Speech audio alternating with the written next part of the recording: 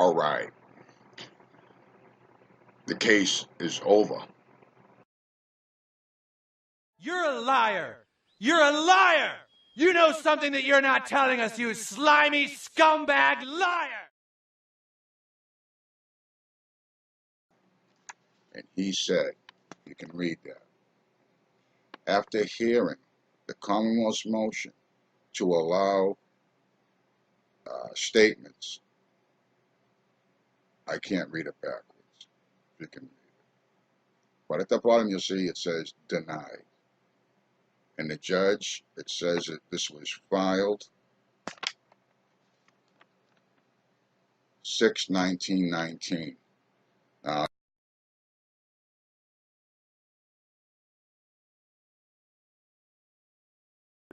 we put the officer on the stand, and when I was questioning her, I proved that she's an absolute liar and full of shit, number one.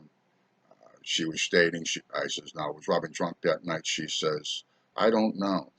The judge, just before they called her in the courtroom as a witness, just listened to the 16-minute tape and watched me and heard all the yelling, screaming, how drunk she was. Right there, her credibility is going down the tubes. And then when I started to ask her why she shut off you shut off the video at 8:51 p.m. as I was taken out the door. She said yes, and she can't deny it because I have the video with the timestamp when she shut it off. It's in the computer, and they all have copies of this. I've already served them once over and over with these. And then when I asked her, I says, and then you proceed to break into my computer and you emailed it through my business email that's in Faith Amber's name, and she wasn't here and she didn't give you permission and she will be here to testify. You understand that? I says, why did you email it?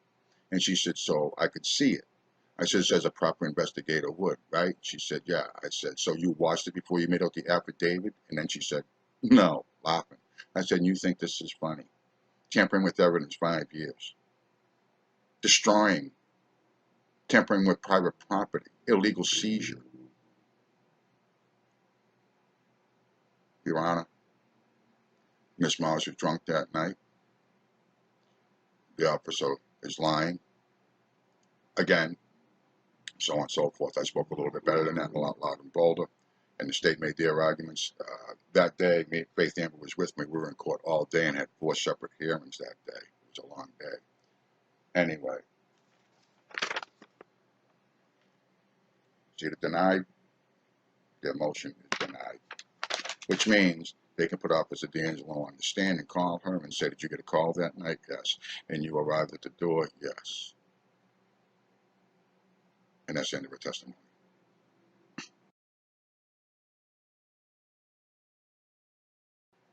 Never mind that. I'm kicking their ass all over that courtroom as a litigator.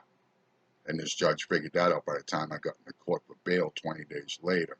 He said, Mr. Saint Germain, we're not even going to have an inquiry as to you representing yourself. You will be representing yourself. You've already proved it through your filings from Bridgewater that you are confident, understand, and are doing a fine job. Now, as to bail, the state's seeking a $50,000 bail. I understand there's a video of the entire incident in this case. Yes, he says, why don't you tell me what that, like in opening statements at a trial, which you've done many times, as I see you are of some experience in both criminal and federal civil court. Oh, and they still got a stay away order, which I refuse to recognize as illegal.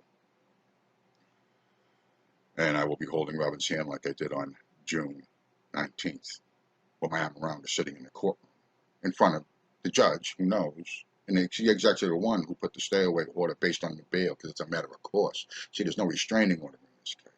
There is no cause of it. Robin has already filed in writing in this case that she is not a victim, and bottom line. So we're going to all go to court together. And as soon as they call this case this time, they pull any bozo crap, I'm moving for a dismissal immediately. I'm not going to pick a jury to throw a cop in the stand and have the state ask her 3 questions and then be nothing else and waste my time and the taxpayers' time and the jury's time and the courts and everything else. I'll have Robin there and I'm going to have her, and I will call her forward and we will demand and stop this immediately and get our $1,000 back, so then we can give it and distribute amongst the family or friends here who are hurting with rents or moving or other things. And then we can get back to work in the land. I can stop forgetting about this crap. But never forget that this was all beautiful and it was good because a lot of work was done. The awakening went throughout that prison and the one jail I went through. And we actually picked up one along the way, one of our most beautiful brothers that I love so dearly, Liberty in Chains.